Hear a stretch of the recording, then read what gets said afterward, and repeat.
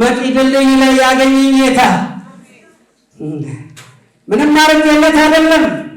ነገር ግን የሞትን መንጓጋ ቆልፎ አትገለውም። እሱ የኔ ነው። አሜን። እኔን ደግሞ ምን አለኝ? አንተ የኔ ነህ። በእናት ማህፀን ሳልሰራ አወቅኩ።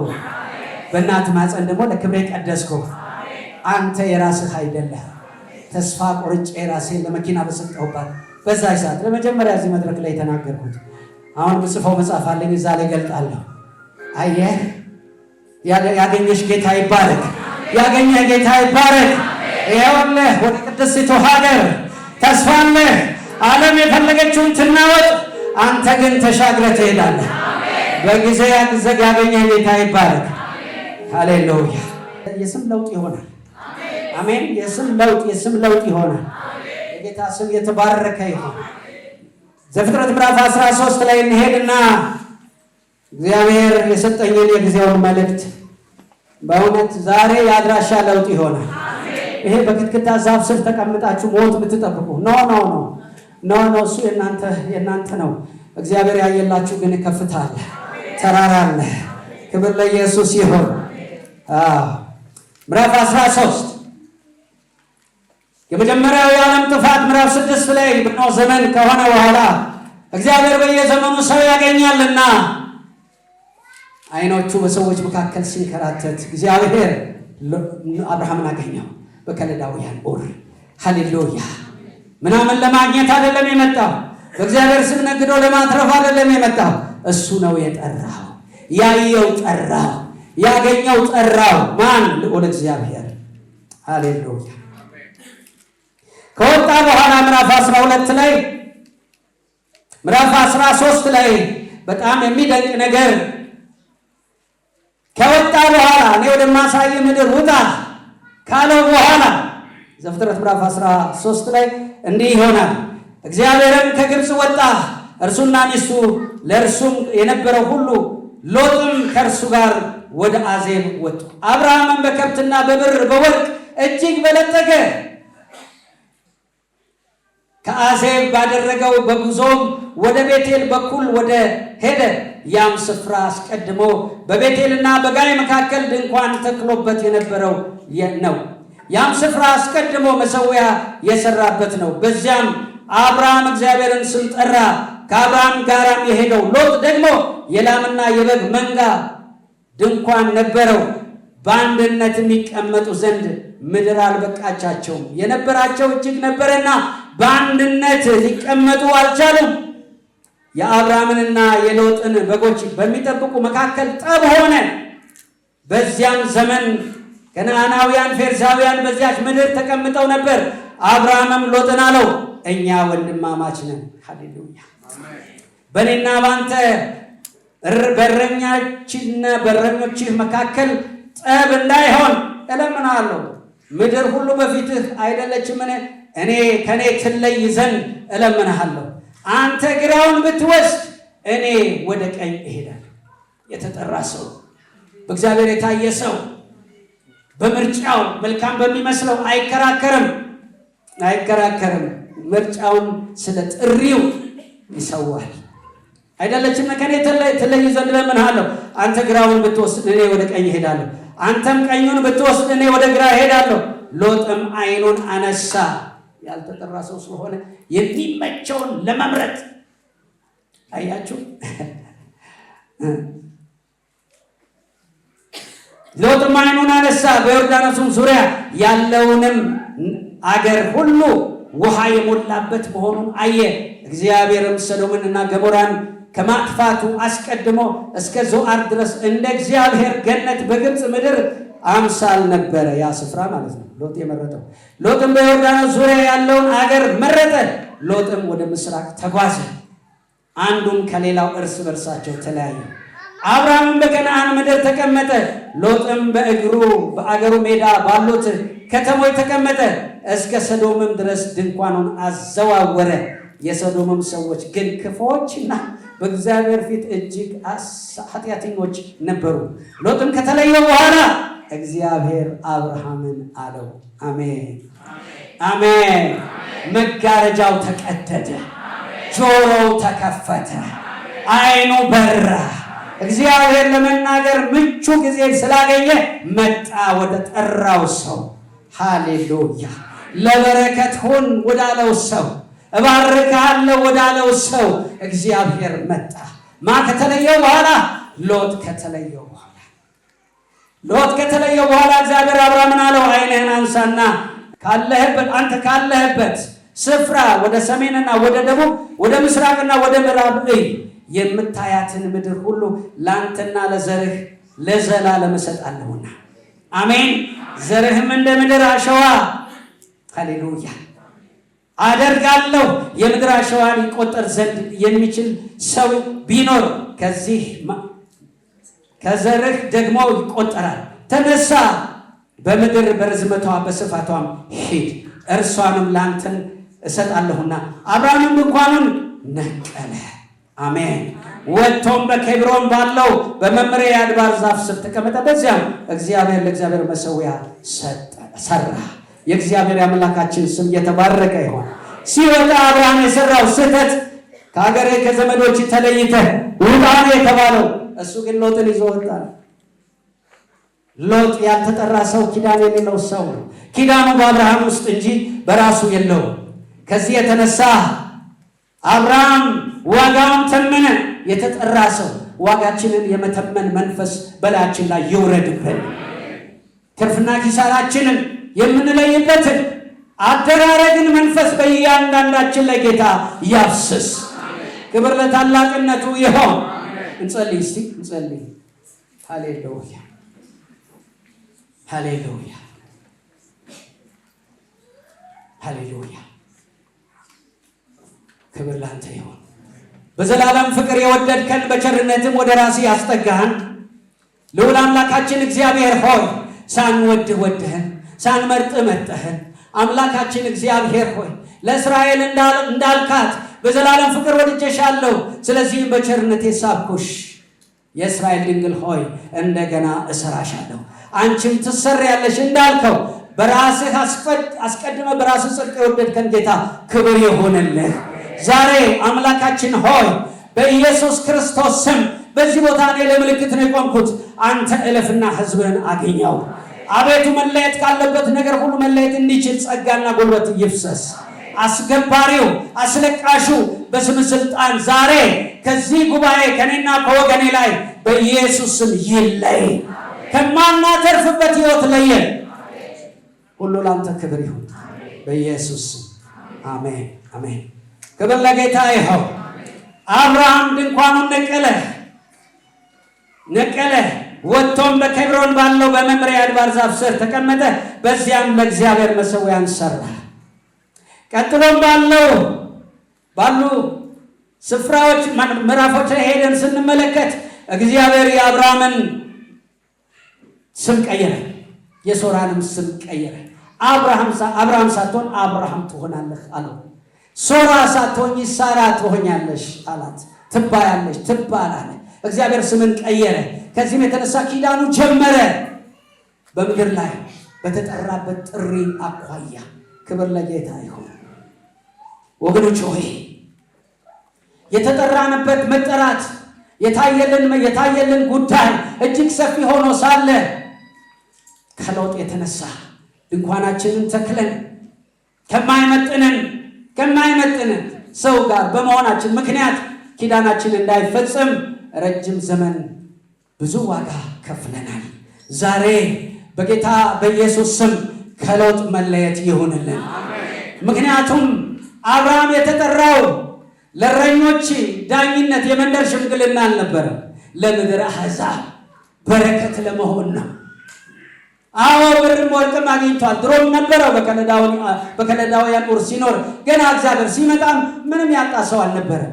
ግን እግዚአብሔር ለዘላለም ኪዳኑ የጠራው ሰው ነው። ለተለየ ዓላማ የጠራው ሰው ነው። ከወጣ በኋላ በብርም በወርቅም ይበልጽግ፣ ግን ያ አልነበረም ኪዳኑ። ትውልድ ነው ኪዳኑ። የሰው ዘር ነው ኪዳኑ። በሎጥ ዘመን ከጠፋው የተረፈው በኖህ ምክንያት ከተረፈው ትውልድ ውስጥ እንደገና አዲስ ትውልድ ለማምጣት እግዚአብሔር በሱ ሊጠቀም ነው ያወጣው። ነገር ግን መንደር ላይ ተቀምጦ በሱ እረኞችና በሎጥ እረኞች መካከል ዳኛ ሆኖ ቁጭ አለ። የእግዚአብሔር ሰማይ ዘጋ። ከእግዚአብሔር ጋር ንግግር የለም፣ ምን የለም። ለምን? መጋረጃ ሎጥ ነዋ። ሎጥ መጋረጃ ሆነዋል። ነገር ግን እግዚአብሔር በእውነት ዋጋውን እንዲተመን ልብ እንዲል አደረገውና እንለያይ አለው። ክብር ለኢየሱስ ይሁን። ማስተዋል ይስጠን። የት ጋር እንደምንውል፣ የት ጋር እንደምናመሽ፣ ምን እንደምናደርግ፣ ከማን ጋር እንደምንወጣ እንደምንገባ እንኳን እግዚአብሔር ማስተዋልን ይስጠን። አሜን። ስለዚህ አብርሃም ከሎጥ ተለየ።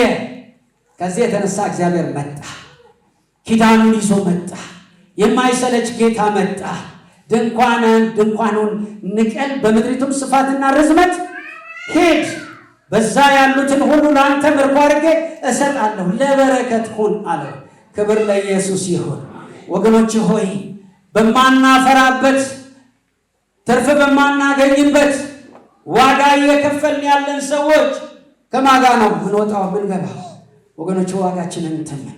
እኛ በአንደኛ ጴጥሮስ ምዕራፍ 2 ቁጥር 9 እስከ 10 ባለው እናንተ ግን ከጨለማ ወደሚደነቅ ብርሃኑ የጠራችሁን የእርሱን በጎነት እንድትነግሩ የተመረጠ ትውልድ፣ የንጉሥ ካህናት፣ ቅዱስ ሕዝብ፣ ለርስቱም የተለየ ወገን ናችሁ አለ እግዚአብሔር። የተለየ ወገን ለምን? አጀንዳውን ልታራምዱ ይዛችሁ ልትሮጡ የተጠራችሁ ናችሁ። ስለዚህ አብርሃም ምንን ለቀቀ? ስለ ኪዳኑ ምርጫውን ለሎጥ ሰጠ።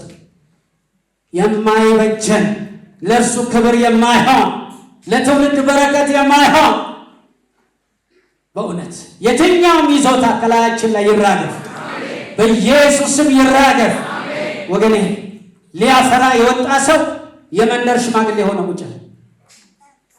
ብዙ ሰዎች የቤተክርስቲያን መሪዎች ላይ ክፉ ነገር ለመናገር ሲፈልጉ አይናቸው የዚህ ቤተክርስቲያን ሽማግሌዎች እንደው እንደ ኤሊ ፈዞ ይላል። ኖ እግዚአብሔር ይቅር ይበላል። ሎጥ ማነው ስሙ? ኤሊ በተፈጥሮ ሕግ አይኑ ፈዞ ግን አይኑ ይፍዘዝ እንጂ በጣም የሚገርማችሁ ወገኖች ሆይ እሱን ክፍል ሄዳችሁ ስታነቡ ከመቅደሱ ሳይወጣ የታቦቱን ስፍራ ለተተኪው ትውልድ ትቶ እዛው መቅደስ ውስጥ በራሱ መኝታ ቦታ ተኛ። እየጠበቀ እያለ ሳሚ መጣ። የእግዚአብሔር ስም የተባረከ ይሁን። ሳሙኤል መጣ። ሐና ተስላ ለእግዚአብሔር የሰጠችው ሳሙኤል መጣ፣ ብላቴናው። ከዚህ የተነሳ በዛው በመቅደሱ ሆኖ ሲጠባበቅ ለታቦቱ ስፍራ የሚመጥን እግዚአብሔር በእናቱ ማኅፀን የመረጠው የለየው ሳሙኤል መጣ። ከዛ ወስዶ በታቦቱ ስፍራ ሳሙኤልን አስቀመጠው። እግዚአብሔር ከታቦቱ ጋር ግንኙነት ከሌላቸው ሰዎች ጋር ምንም አይነት ግንኙነት የለውም። አይናገርም፣ አያናገርም። ልክ መጣ እግዚአብሔር። ሳሚ መጥቶ በታቦቱ ስር ሲቀመጥ እግዚአብሔር መጣና በሌሊት ሳሙኤል ሳሙኤል ብሎ ጠራው። ስለ እግዚአብሔር ድምፅ ልምምድ ስላልነበረው ኤሊ የጠራው መሰለውና ወደ ኤሊ ሄዶ እነሆኝ የጠራኸኝ፣ እኔ አልጠራሁም ሂድና ተኛ ነው። ከዛ እንደገና ሁለተኛ ሄዶ እንደተኛ መጣ እግዚአብሔር። ክብር ለሱ ይሁን። የኪዳኑ ባለቤት በኪዳኑ የታመነ ጌታ ሳሙኤል ሳሙኤል ብሎ ሲጠራ አሁንም ወደ ኤሊ ሄደ።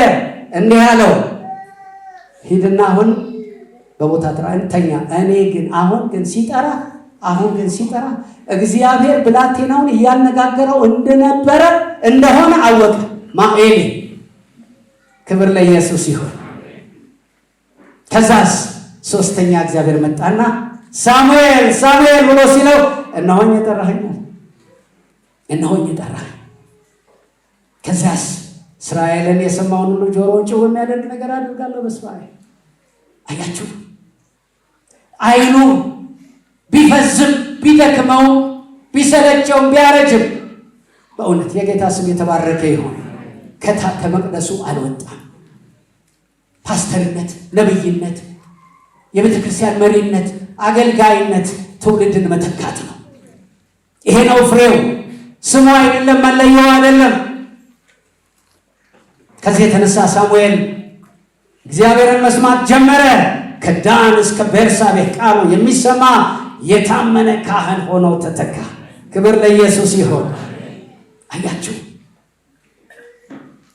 ሲያይ እግዚአብሔር የለም፣ ሲሰማ ያወጣው እግዚአብሔር የለም። ጉዳዩ በቃ አሁን ያለበት ሁኔታ እንደሆነ አብርሃም ገባው። ስለዚህ ከሎጥ ተለየ። ወገኖች ሆይ ከማናፈራበት የህይወት ልምምድ ዛሬ መውጣት ይሆንልናል። በቃሉ የመጣ እግዚአብሔር ያወጣናል። ወደ ምናፈር በምናፈራበት ደግሞ አቅምና ጉልበት፣ ሹመትና ስልጣን ላይ እግዚአብሔር ያመላልሰናል። ዘመንን የመግዛትን ጸጋ በእኛ ላይ ያፈሳል። ወገኔ ሆይ ከሎጥ ተለይ። ወደ አንደኛ ዜና ምዕራፍ 21 ላይ ሄደን ስንመለከት ከቁጥር 1 እስከ 16 በጣም የሚገርመው ነገር ዳዊትን እናገኘዋለን። ዳዊት የሚገርም ነገር፣ ጦርነት በዛበት፣ መከራ በዛበት። ነገር ግን ጦርነቱ በበዛ መጠን እግዚአብሔር ደግሞ ጸጋ ያበዛለት እያሸነፈ ሳለ ግን አንድ ነገር አሰበ። ምን ያህል ሰራዊት ነው ያለኝ? ምን ያህል ህዝብ ነው መመራው ብሎ ህዝብ ቆጠራ ገባ። ሰራዊት ቆጠራ ሊጀምር ሲል ናታን መጣና ባለው ላይ እልፍ ይጨምር፣ እባክህ ህዝብን አትቁጠር፣ በእግዚአብሔር ተመካ ብሎ መከረው። ዳዊት ግን አልሰማም። ይህ ቃል እንዲህ ይላል፣ በጣም ልቤን ነው የሚነካው። ዳዊትም ሰይጣንም በእስራኤል ላይ ተነሳ፣ እስራኤልን የሚቆጥር ዘንድ ዳዊትን አንቀሳቀሰው። በናዝሬቱ በኢየሱስ የተቀባ ሰው፣ የተሾመ ሰው፣ የተለየ ሰው፣ ቅዱሱን ቅባት ቀባሁት የተባለ ሰው፣ ወገኔ ቀኜ ትረዳዋለች የተባለውን ሰው መጥቶ ሰይጣን ምን አደረገው? አንቀሳቀሰው። ናታንን እንዳይሰማ አደረገው። ህዝቡን መቁጠር አለብኝ አለ። ምን ያህል ሰው እንደምገዛ ምድራዊ ክብር ተሰማው፣ ምድራዊ ክብር ፈለገ። ነገር ግን ናታን መጥቶ በዚህ ህዝብ ላይ እግዚአብሔር እልፍ ይጨምር ቢለው አልሰማም። ህዝቡን ቆጠረ። ከዚህ የተነሳ የእግዚአብሔር ቁጣ በእግዚአብሔር ህዝብ ላይ መጥቶ ህዝቡን መምታት ጀመረ። ይገርማል። መምታት ሲጀምር የተቀባ ሰው ያስተውላል፣ የተጠራ ሰው ያስተውላል። ወገኔ የወንበር ጉዳይ አይደለም የሚያስጨንቀው። የወንበር ጉዳይ፣ የስም ጉዳይ አይደለም የሚያስጨንቀው። የተቀባ ሰው አሁን ለሰው ይስታል። ሳሙኤልም እኮ እግዚአብሔር ወደ እሴይ ቤት ልኮት ያዘጋጀው ሰው አለና ሂድና ቀባልኝ ሲለው የቁመቱን ዘለግታ አይቶ ኤልያሴብ ላይ ዘይቱን ሊያፈስ ሲል ተው ሰው ፊትን ያያል፣ እግዚአብሔር ግን ልብን ያያል። አንተ ፊቱን አይተህ ነው ፊቱን ዘለግታ፣ እኔ ግን ናኩት አለ። አስቆመው። ሳሙኤል ራሱ እንኳን ተሳሳተ፣ ግን እሺ ብሎ እንደገና በዳዊት ላይ ክብር ለኢየሱስ ይሁን። ይሳሳታል ሰው። ነገር ግን በጣም የሚደንቀው ነገር መጥቶ እግዚአብሔር በመቅሰፍት ህዝቡን መምታት ሲጀምር ቁጥር 16 ላይ ዳዊትም ዓይኖቹን አነሳ፣ የእግዚአብሔርን መልአክ በምድርና በሰማይ መካከል ቆሞ የተመዘዘ ሰይፍ በእጁ ሆኖ ወደ ኢየሩሳሌም ተዘርግቶ አየ። ዳዊትም ሽማግሌዎችም ማቅ ለብሰው በግንባራቸው ተደፉ። ዳዊትም እግዚአብሔርን ህዝቡን ይቆጠር ዘንድ ያዘዝኩ እኔ አይደለሁምን? በእኔና በአባቴ ቤት ላይ የፈለግከውን አድርግ። እነዚህ በጎች ምን አጠፉ? የወንበር ነገር አላስጨነቀው፣ የክብር ጉዳይ አላስጨነቀው፣ እስራኤልን በመሪነት ፊት ሄዶ መምራቱ አላስጨነቀው፣ ያ ቢወሰድ አላስጨነቀው። ግን ሰበብ እንዳይሆን ምን አለ? እኔ ነኝ በእኔና በአባቴ ቤት ላይ እኔ አይደለሁምን? የበደል ክፉ የሰራው እኔ ነኝ። እነዚህ በጎች ምን አደረገዋል? አቤቱ አምላኬ ሆይ እጅ በእኔና በአባቴ ቤት ላይ ትሁን፣ ነገር ግን ይቀስፍ ዘንድ በሕዝብህ ላይ አትሁን አለው። የእግዚአብሔር መልአክ ወጥቶ አቆመ። ክብር ለኢየሱስ ይሁን። እኔ ነኝ።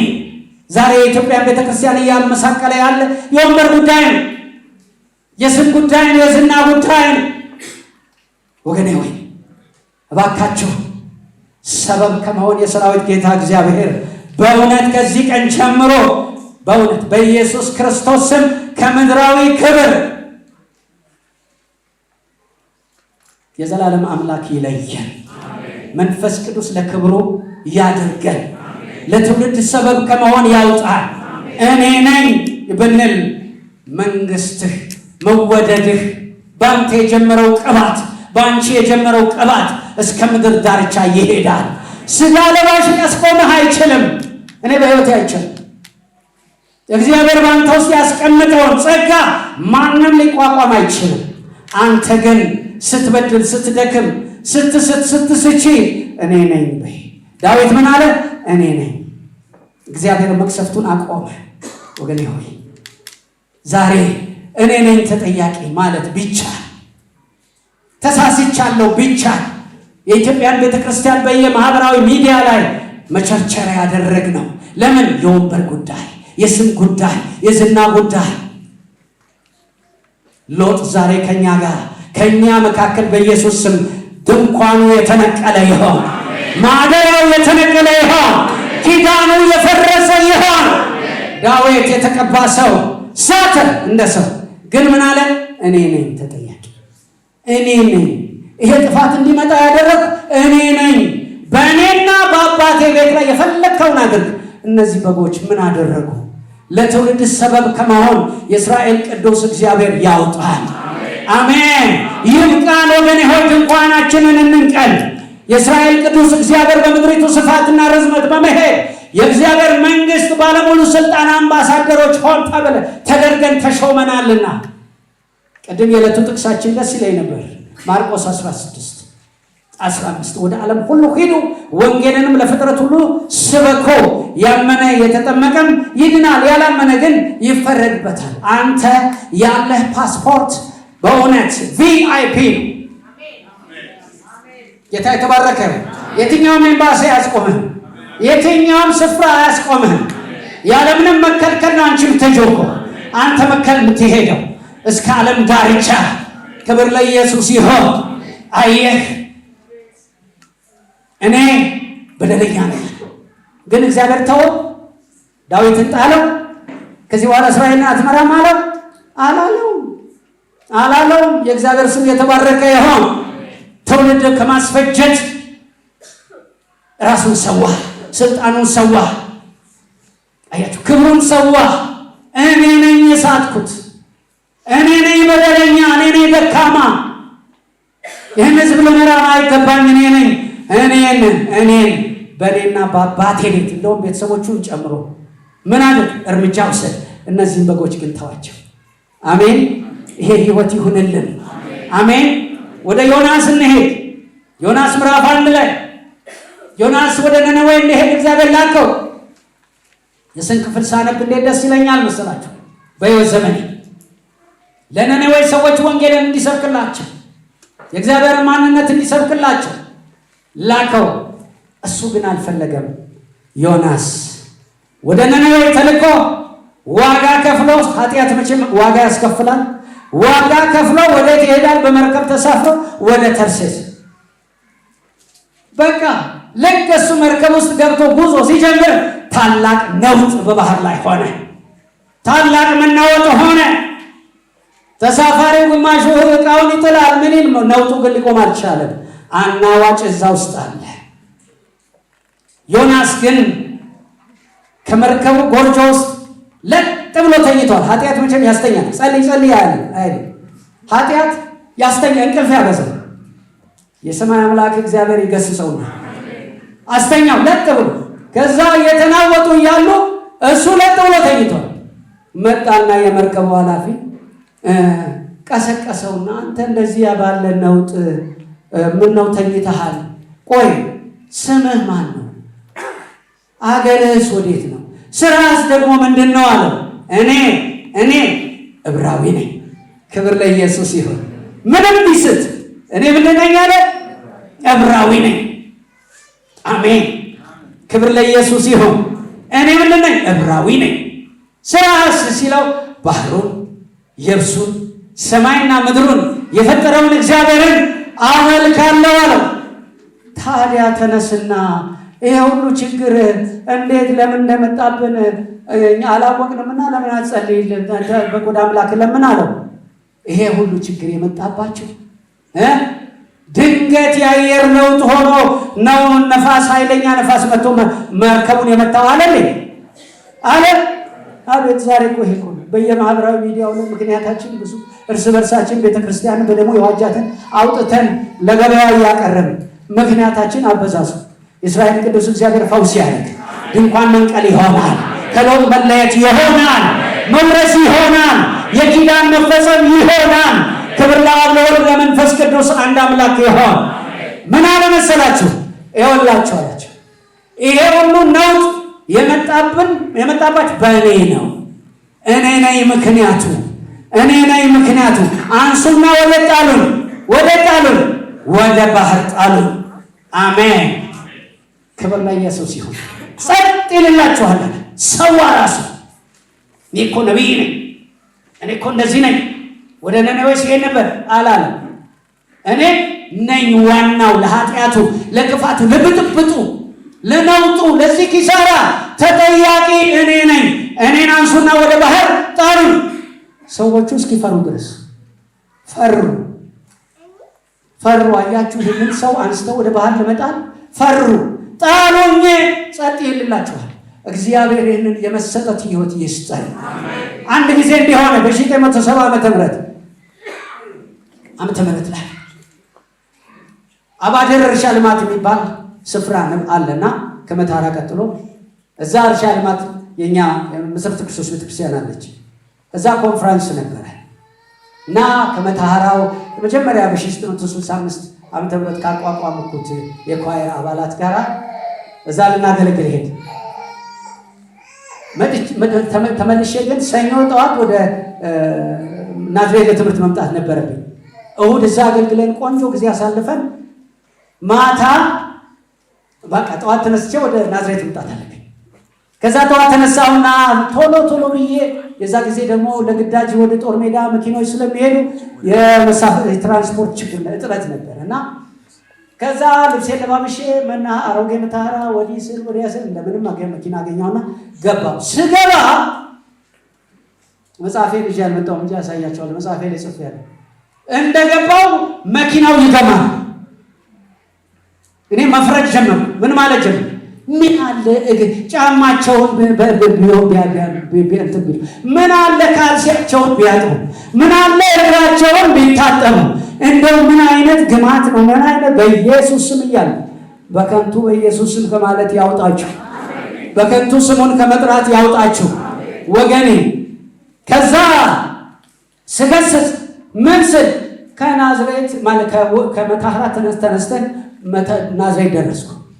ሽሜ ልክ እዛች ቀይ መስቀሏ ጋር ደርሼ ወረድኩ። ስወርድ ግማቱ ተከትሎኝ ወረደ። ግማቱ አብሮኝ ተከትሎ አይገርማችሁም?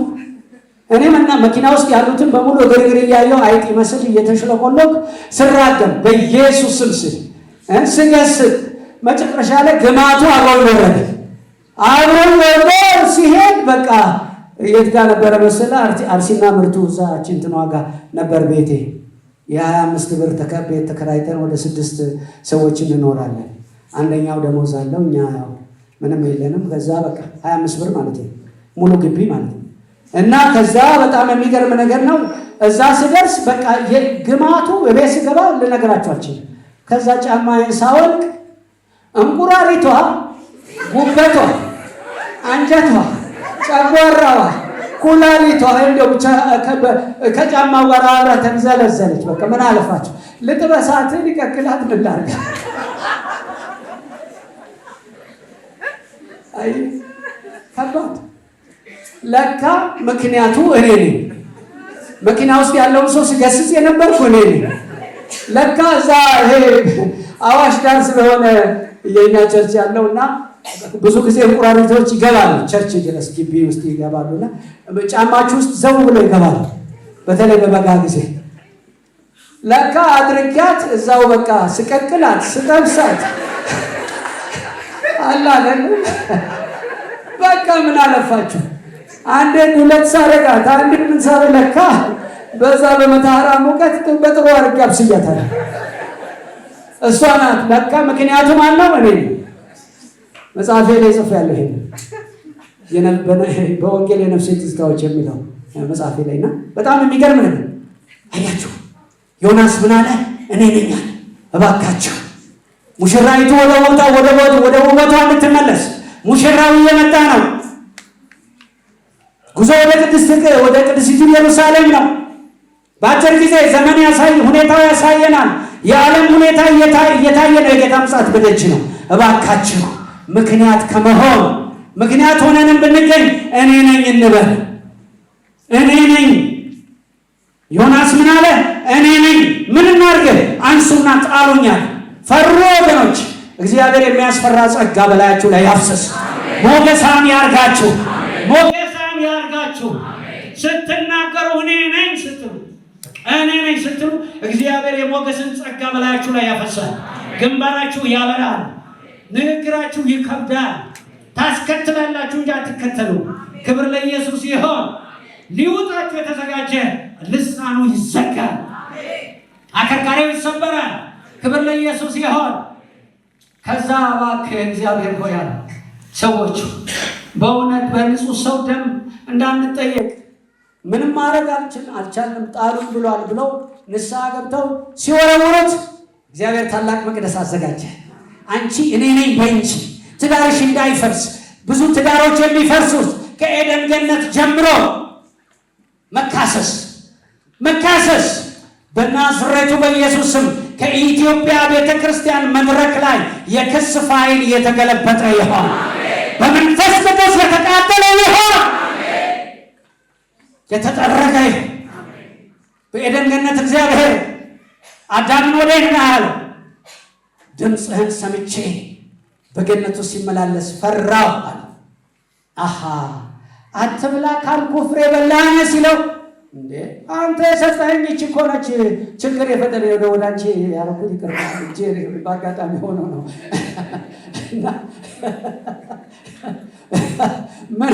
ምን አለ? የሰጠኸኝ ሴት አሳተችኝና በላሁ። እስኪ ንስሐ ቢገባስ በእውነት ንስሐ ቢገባ በድያለሁ እኔ ነኝ ጥፋተኛ ቢል የሰጠኸኝ ሴት አሳተችኝና በላሁ። መጣና እግዚአብሔር አንቺ የሰራሽው ነገር ምንድን ነው ሲላት እንዴ እባብ የሚባል ፍጥረት መጥቶ ነው ያሳተኝ። አያችሁ ምክንያት ከኤደን ገነት የብዙ ትዳር መፍረስ በምክንያት ነው። ወገኖች ሆይ እየደማችሁ እየቆሰላችሁ ያላችሁ ትዳሮች ዛሬ በኢየሱስ ስም ፈውስ ይሁንላችሁ። ከዛስ ምን አለ ዮናስ? እኔ ነኝ እኔን ጣሉ። ከዛስ ሲጥሉት እግዚአብሔር ትልቅ የጸሎት ቤት አዘጋጀለት። አሜን። ያ የሰለጠነ አሳ አያችሁ፣ እግዚአብሔር ዮናስን የሚወጥ አሳ አዘጋጀ። ክብር ለሱ ይሁን። አንተ እኔ ነኝ ስትል እግዚአብሔር ክፉ በሚመስል ሁኔታ ለአንተ የሕይወትና የዝማሬ አዋጅን ያወጣል። አልቅሰህ ውለህ አልቅሰህ አታድርም። ከዚያስ አዘጋጀ። ዮናስ በአሳ ነባሪ ሆድ ውስጥ ተቀምጦ ሞተ ይላል፣ ተበላ ይላል፣ ሰበረው ይላል አይደለም። በአሳ ነባሪ ሆድ ውስጥ ሆኖ እግዚአብሔርን ማምለክ ጀመረ። ከዚያስ ምዕራፍ 4 ላይ ስትመጡ ምዕራፍ 3 መጨረሻ ስትመጡ እግዚአብሔርም ዓሣውን አዘዘው፣ ዮናስንም በየብስ ላይ ተፋው። እሱ ከተወረወረ በኋላ መርከቡ ምን ሆነ? ሰላም ጉዞ ሰላም። እባካችሁ ስታችሁ ሌሎችን የስህተታችሁ አጃቢ አታድርጉ። እግዚአብሔር ከዚህ አደጋ ይሰውረን። ይሰውረን አምላኬ እግዚአብሔር።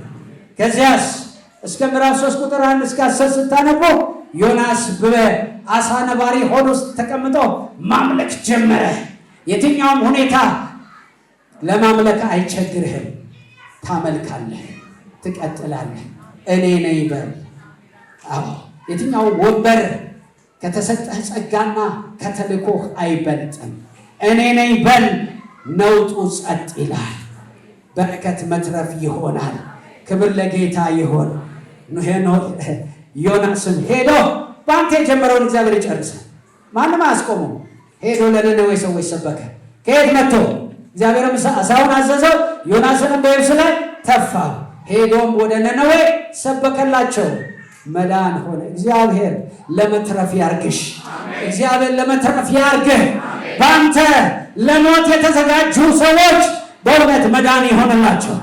አሜን አሜን።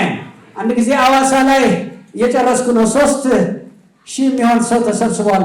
የመስክ አገልግሎት ላይ እየሰበኩ ሰብኬ እንደተቀመጥኩ ቀጣዩ ሰባኪ ወጣና ቆሞ አሁን አንተ ምን ልበልህ?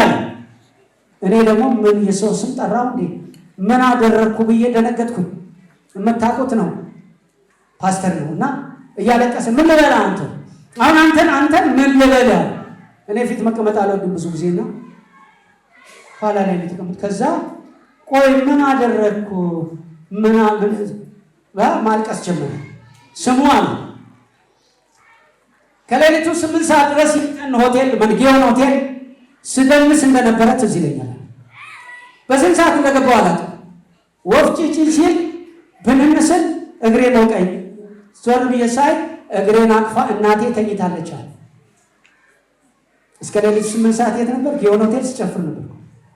ከዛ እህቴ ደግሞ ከጣራዬ በታች ጓዳዬ መቼ ነው ማከብረ ጌታ የሚለውን መዝሙር ከፍታ ተንበርክካለች። አባቴ ደግሞ የዛ ዘመን ምን እያለ አንተ ለመሆኑ ሰው የምትሆነው መቼ ነው? አንተ ሰው ቁጥር የምትገባው መቼ ነው ይለኝ ነበረና ያ ትዝ አለኝ።